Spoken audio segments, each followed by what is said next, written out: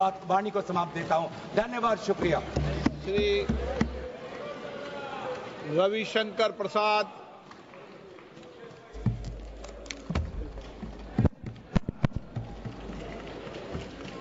माननीय अध्यक्ष जी, मैं बहुत कृतज्ञ हूं कि मुझे इस महत्वपूर्ण बिल पर बोलने का अवसर दिया गया है। सर, मैं विपक्ष की बात सुन रहा था। मुझे उनके तर्क को समझने में थोड़ी कठिनाई हो रही है। वक्फ बिल में संशोधन होना चाहिए, लेकिन नहीं भी होना चाहिए। ये दोनों तर्क कैसे चलेगा? सबसे पहले बात थोड़ा संविधान की कर लेते हैं। आजकल लाल किताब बहुत घूमती है। जब भी कोई विषय होता है, संविधान की लाल किताब दिखाते हैं। सर, हम संविधान की हरी किताब लेकर के आए हैं जो संसद में रखी हुई है, तो मैं इसी को दिखाऊंगा आज। सर, भारत के संविधान के मौलिक अधिकार में धारा 15 है। धारा 15 में लिखा हुआ है कि महिलाओं के साथ कोई विभेद नहीं होगा और सरकार महिलाओं के विकास के लिए कानून बना सकती है। तो अगर यह वक्फ बिल देश की खवातीनों के विकास के लिए, वक्फ में उनकी भूमिका के लिए यह कानून लाया जा रहा है, तो यह कानून गैर संवैधानिक कैसे हो गया भाई? सर, संविधान की धारा 15 में यह भी लिखा हुआ है कि सामाजिक रूप से पिछड़े वर्ग के लोगों के विकास के लिए सरकार कार्रवाई कर सकती है। यह सच्चाई है। Honorable member, please. मैं जिस प्रदेश से आता हूं, Honorable member, please be seated. Honorable member, sir, जरा लोगों को बैठा please be दें। seated. Honorable member, जरा बैठ जाएं। Honorable member, मैं भी आग्रह करूंगा। see the back to the chair. Please be seated. Venugopal जी, जरा मैं बोल रहा हूं, आप भी सुन लीजिए। Mister Venugopal, Yes. Mister Venugopal ji, I am speaking, kindly have some attention to me. बैठिए। सर, मैं ये कह रहा था कि मैं जिस प्रदेश बिहार से आता हूं, वहां बहुत सारे पिछड़े मुसलमान हैं। उत्तर प्रदेश में भी हैं, पसमंदा कहते हैं हम, कई कैटेगरी के हैं। उनको वक्फ के मैनेजमेंट में अवसर नहीं मिलता। और अगर संविधान की धारा 15 के आलोक में इस बिल में इस बात का प्रावधान किया जा रहा है कि पिछड़े मुसलमानों को भी वक्फ में जगह दी जाएगी, उनको जगह दी जाएगी, तो परेशानी क्यों है इनको? और सर, जहां तक सर सवाल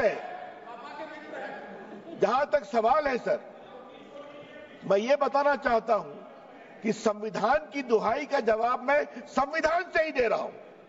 ये वक्फ में जो संशोधन हो रहा है, वो मौलिक अधिकार की धारा 15 में उसकी अनुमति मिलती है।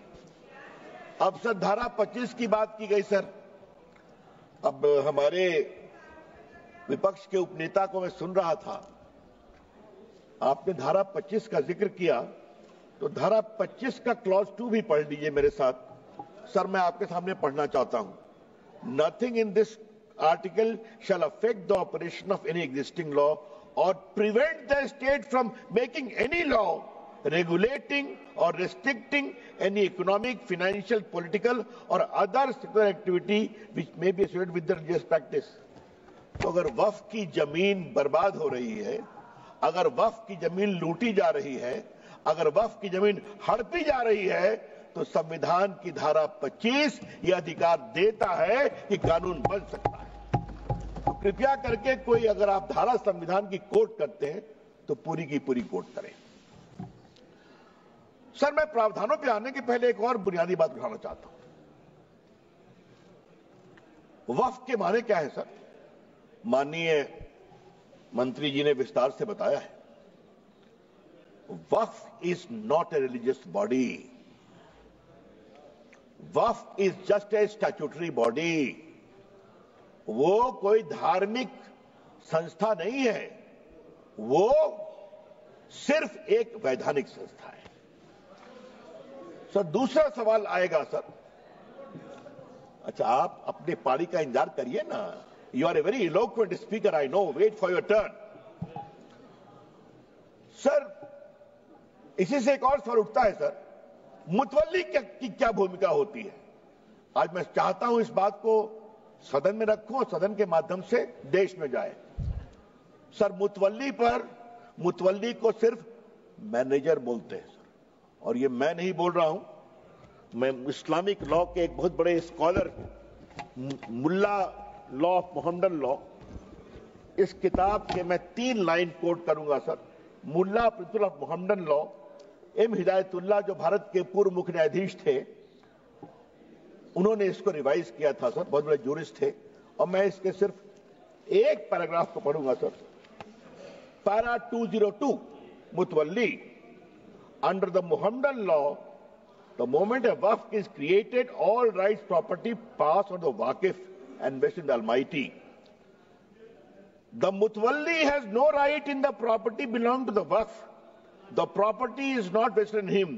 He is not a trustee. He is merely a superintendent or a manager. तो मुतवल्ली साहब ये 8 लाख की प्रॉपर्टी के खाली मैनेजर हैं, और क्या हो रहा है? तो क्या सरकार खामोश है? अगर वक्फ देने वाले की प्रॉपर्टी लूटी जा रही है तो क्या खामोशी चलेगी सर? ये तो नहीं चलेगी। सर, कुछ और मैं बुनियादी सवाल उठाना चाहता हूं सर इस बहस में, जो उठना चाहिए। ये 8 लाख संपत्ति है, इसमें कब्रिस्तान भी होंगे, इसमें मस्जिद भी होगी सर। आज मैं ये सवाल इस संसद के सामने उठाना चाहता हूं, कितने स्कूल बने वक्फ की संपत्ति पर, कितने अस्पताल बने वक्फ की संपत्ति पर, कितने स्किल सेंटर खुले वक्फ की संपत्ति पर, कितने अनाथालय खुले वक्फ की संपत्ति पर, कितनी बेवा विधवा बेटियों बहनों को सिखाए गए सिलाई कढ़ाई जीने का तरीका, गिनतियों पर भी आएगा सर।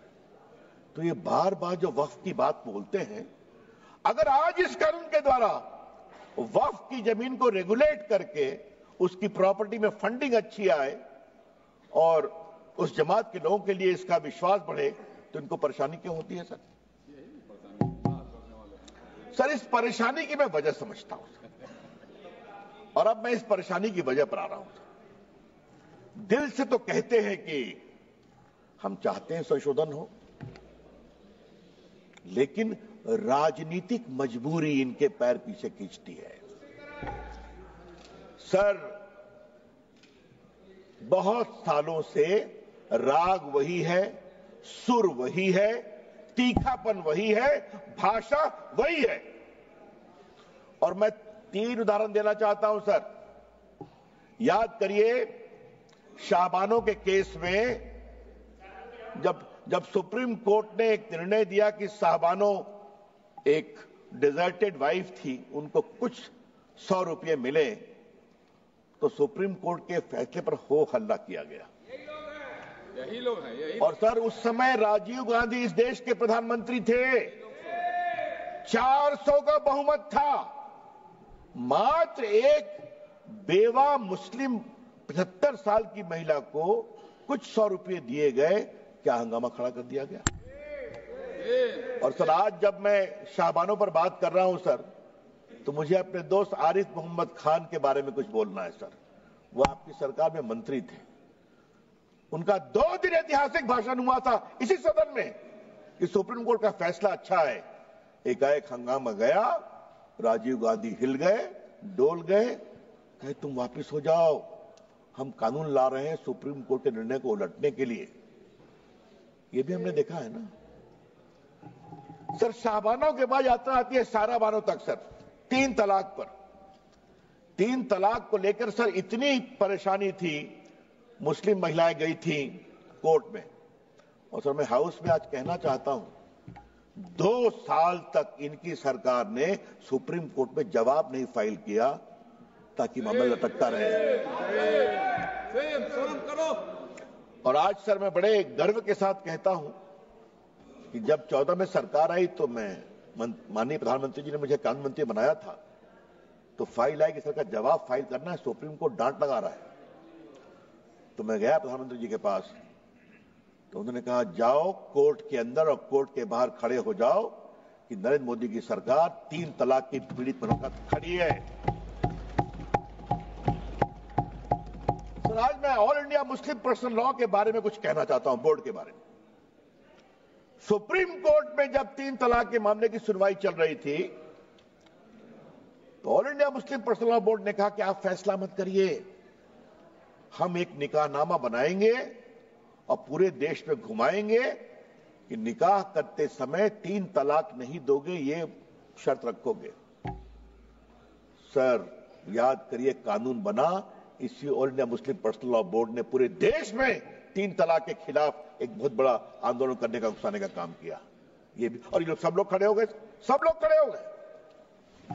सर तीसरा मामला, धारा 370 की समाप्ति का, यही बिल आया था ना सर, माननीय गृह मंत्री बैठे हैं ना, हिम्मत दिखाई थी ना, सब लोग एक थे ना।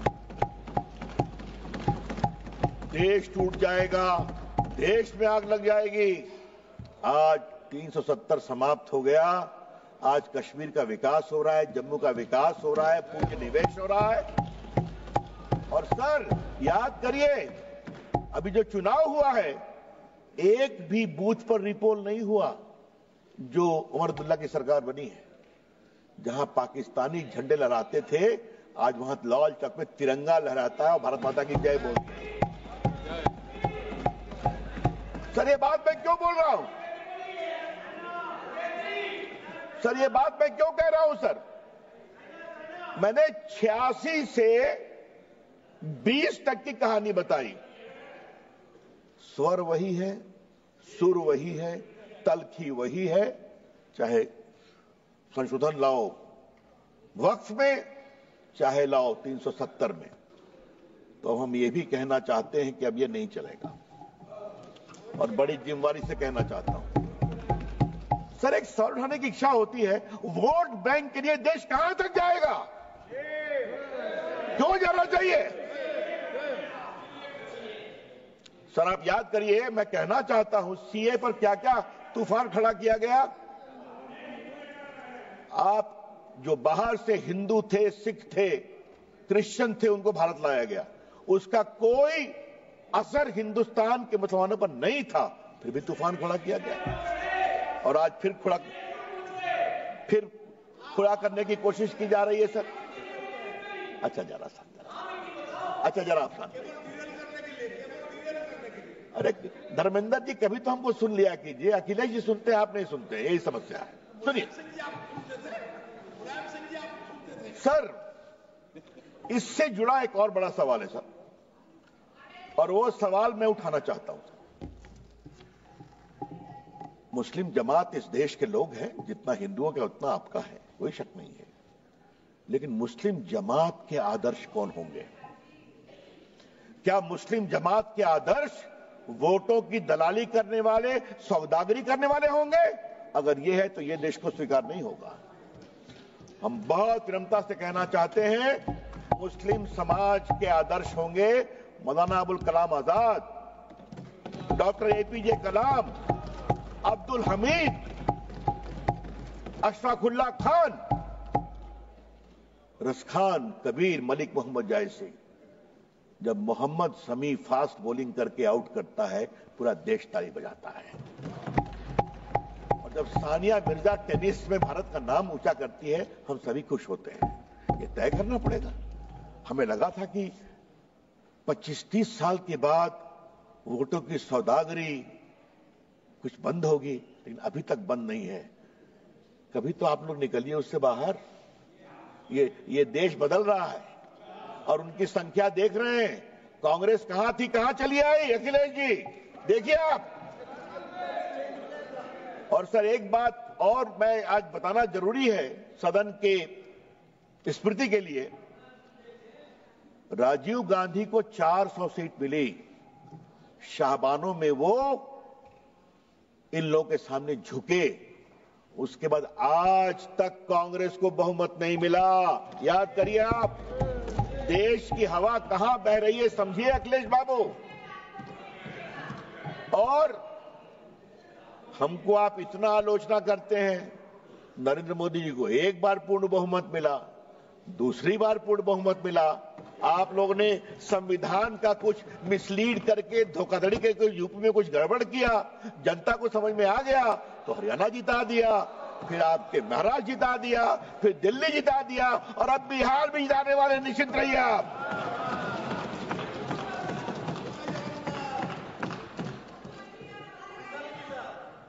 वो तो पहले जीत गए थे। सर, मैं आपसे आज इस बहस के क्रम में कुछ और बड़ी बातें कहने की जरूरत है। ये जो 13 का कानून, सॉरी, बार बार कहा जा रहा है कि अच्छा लगा मुझे उपनेता ने, कांग्रेस ने कुछ कहा कि बदलाव पहले भी हुए हैं। सर आपकी जानकारी के लिए अगर देखें आप, आजादी के बाद 54 में एक्ट आया, 59 में बदलाव हुआ, 64 में बदलाव हुआ, 69 में हुआ, 84 में बदलाव हुआ, फिर 95 में आया। और सर ये रिकॉर्डेड है, अगर आप निर्देश देंगे तो हम प्रस्तुत करेंगे। ये सारा कुछ बदलाव कुछ जमातों के दबाव में आया। और सर 95 कब आया? जब राम जन्मभूमि का आंदोलन चल रहा था। हाँ, तो इन लोगों ने कहा ठीक है, हमारे वक्फ में बदलाव करो। और 13 कब आया? जब इनके हारने का रास्ता खुल रहा था। सर जब आप इस तरह से कानून में बदलाव करते हैं तो आपकी मंशा अक़लियत की सेवा करना नहीं है, आपकी मंशा अपने वोट का इजाफा करने की है। फिर भी आप हार जाते हैं, तो फिर भी नहीं समझते। सर अब मैं इसकी आवाज मैं सुन रहा हूं, अपने प्रदेश की है क्या? चलिए, आपके मित्र के बेटी आपके मित्र की बेटी। सर अब मैं कुछ संपत्ति पर आता हूं। ये 8 लाख संपत्ति है, दुनिया की सबसे बड़ी संपत्ति है सर। और सर मुतवल्ली उसको मैनेज करता है, मैंने दिखा दिया, वो मैनेजर है। मैनेजर की अकाउंटेबिलिटी होती है कि नहीं? और सर मैं पटना साहिब का सांसद हूं सर। हमारे क्षेत्र में गर्दनी बाग में सर एक सरकारी जमीन पर तालाब है जहां लोग छठ में अर्घ देते हैं सर। हाई कोर्ट में सरकार ने कहा कि यह सरकारी जमीन है और वहां से 5-7 किलोमीटर दूर एक कब्रिस्तान है, 1920 का रिकॉर्डेड। कुछ लोग कहते हैं ये हमारा वक्फ है, हर बार छठ में खड़े हो जाते हैं। फतवा में यही काम किया। अभी तो सर अभी तो 113 बात की गई दिल्ली की, मैं सुन रहा था, उन्होंने कहा ये जो फोर्ट विलियम है ना कलकत्ता में सेना का कमांड, वो भी हमारा वक्फ है। अब आगे तो कहेंगे कि पूरा हिंदुस्तान वक्फ है, क्योंकि हमारे यहां तो हमारे सम्राट हुए थे। क्या देश ऐसे ही चलेगा क्या?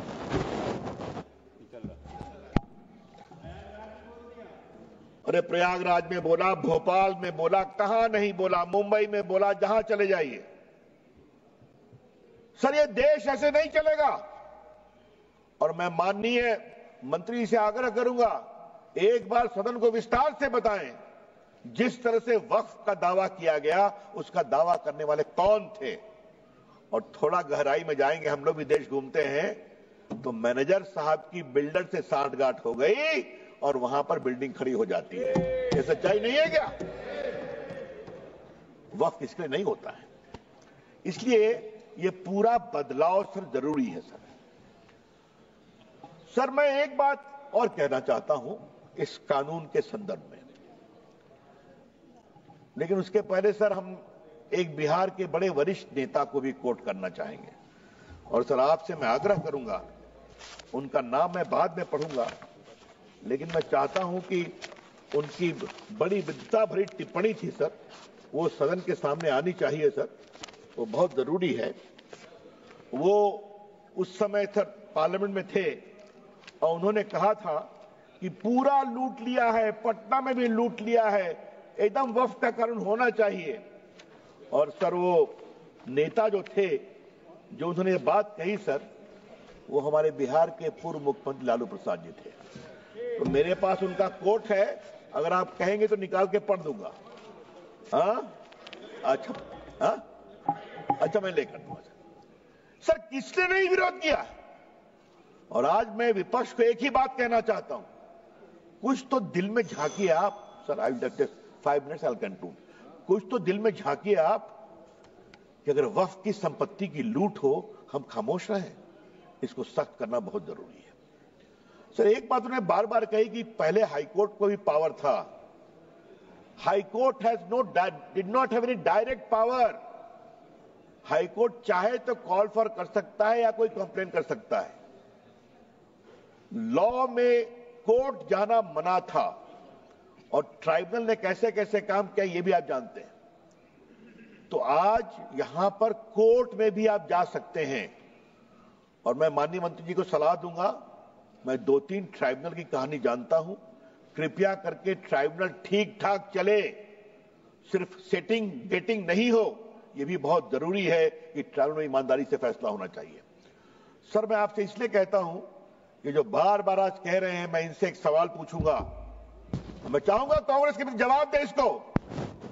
आज क्रिश्चियन समाज क्यों दुखित है कि वो चाहते हैं वक्फ में बदलाव हो? पूरे भारत के क्रिश्चियन समाज, केरला के क्रिश्चियन समाज, the Christian community and the churches are very very disturb by the encroachment of their property under the garb of Waqf. तो उनको लगता है बदलाव जरूरी है।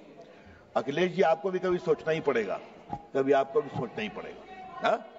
जिस तरह चल रहा है, उत्तर प्रदेश में भी बहुत से क्रिश्चियंस हैं आपके लखनऊ के आसपास, मालूम है ना आपको? अच्छा चलिए सर, 2-3 बिंदु बस देके अपनी मैं बात समाप्त करूंगा। सर नंबर 1, आप इस बिल का विरोध करते हैं तो क्यों करते हैं? इसका जवाब नहीं दे रहे। और मैं चाहूंगा सब लोग मेरी बात पर जवाब दें कि आपको इस बिल से क्या परेशानी है। नंबर 2, क्या आप चाहते हैं कि वक्फ की प्रॉपर्टी हड़पने, लूटने, दलाली, बिचौलियों के बीच में रहे या गरीबों के लिए काम में आए, पसमंदा मुसलमानों के लिए काम में आए, बेटियों के लिए काम में आए? ये उसके लिए रास्ता खोलता है। और सर तीसरी बात, इस बिल में बड़े बड़े नामी गिरामी मेंबरान पार्लियामेंट, जूरिस्ट, रिटायर्ड जजेस, महिलाएं, सिविल सोसाइटी सब आके देखने वाली हैं। तो आपको शर्मिंदगी किस बात की है? सर एक बात मैं विनम्रता से कहूं, परेशानी किस बात की है? मैनेजर साहब के ऊपर कंट्रोल नहीं होना चाहिए, मुतवल्ली के ऊपर कंट्रोल नहीं होना चाहिए। तो ये नरेंद्र मोदी जी की सरकार है। इसी all India personal law board ने क्या कहा अभी, जब आपके इफ्तार में नहीं जाएंगे, मैं नाम नहीं लूंगा, संजय जायसवाल समझ रहे हैं मैं क्या कहना चाह रहा हूं। कहा था इन लोगों ने क्या इफ्तार में नहीं जाएंगे, आपको बुलाएंगे भी नहीं। तो मैं उनसे बड़ी विनम्रता से कहूंगा, आपके वो दिन लट गए जब आप वीटो लगाते थे। ये नरेंद्र मोदी जी की सरकार है, विकास के लिए हर काम करेगी। और बस सर एक अंतिम बात कह के अपनी बात समाप्त कर रहा हूं, बस एक पॉइंट। हमारे ऊपर इन्होंने बहुत आरोप लगाया, एक लगाते हारते जा रहे हैं, फिर भी भाषा वही है। लेकिन सर मैं एक बात कहूं, अगर नरेंद्र मोदी की सरकार कहती है सबका साथ, सबका विकास, सबका प्रयास, तो ये बात को हमें गर्व है। अगर गैस दिया तो क्या हिंदू मुसलमान में कोई फर्क किया? अगर शौचालय बनाया तो कहा हिंदू मुसलमान में फर्क करना है? अगर सड़कें बनी तो क्या यह कहा कि मुस्लिम गांव से सड़क नहीं जाएगी? वोट दो या न दो, हम जब सत्ता में हैं तो पूरे हिंदुस्तान को एक नजर से देखेंगे। सर जिस प्रदेश से हम आते हैं, जहां से गिरिराज जी भी आते हैं, वहां एक बहुत बड़ा चलता है मामला सर, इनने सड़क मत बनाई, यहां वोट ना मिल रही है ना? ये हम नहीं करते, हम सबको एक नजर देखते हैं, वोट दो या न दो। इसलिए कभी कभी आप कुछ तो हमसे सीखिए, ये देश के हित में है सर। मैं मोदी जी का अभिनंदन करता हूं, मंत्री जी का अभिनंदन करता हूं, गृह मंत्री जी का अभिनंदन करता हूं। हम ये बदलेंगे देश के लिए, अक़लियत के लिए, खवातीनों के लिए। बहुत बहुत धन्यवाद। धन्यवाद माननीय सदस्य श्री अखिलेश यादव जी।